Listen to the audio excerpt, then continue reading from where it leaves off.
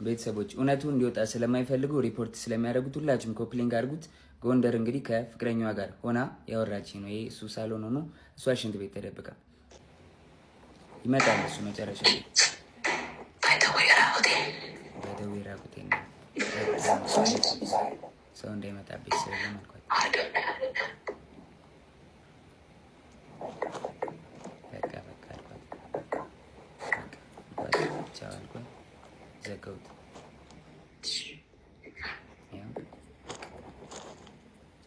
ተዘጋ ስልኩ ጋይስ። እና እውነታው ይሄ ነው። ከዚህም በኋላ እንግዲህ እዛ ይበጠበጣል ጎንደር ላይ። አይ ቲንክ እየሰማት ነበር እሱ። ተበጠበጠ፣ ተደወለልኝ እኔ ጋር።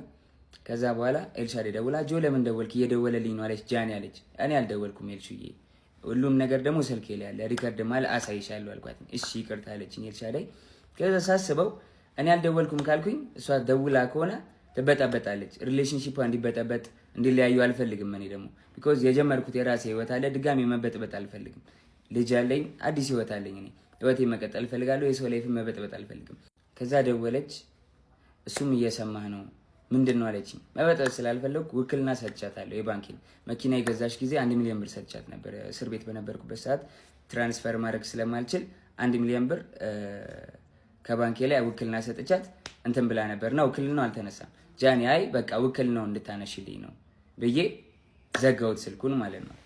እስከ ዛሬ ድረስ አንተን የደወልከው ምናምን ለምን ትንትላለህ ምናምን ስባል ዝም ያልኩትኝ የሷ ሪሌሽንሺፕ ላለመበጥበጥ ነበር፣ ይሄን ነገር ላለማውጣት ነበር። ግን በዚህ ልክ በዚህ ርቀት ልክ እኔን ለመጣል ትሄዳለች ብዬ አስቤ አላውቅም። ሜቢ ፎሎወሯ ያኛው ስለተዘጋ ይሄኛውን ፎሎ ለማስደረግ ሊሆን ይችላል። ግን በዚህ ልክ እኔን አታክ ለማድረግ መሄድ የለብሽም ጃኒ።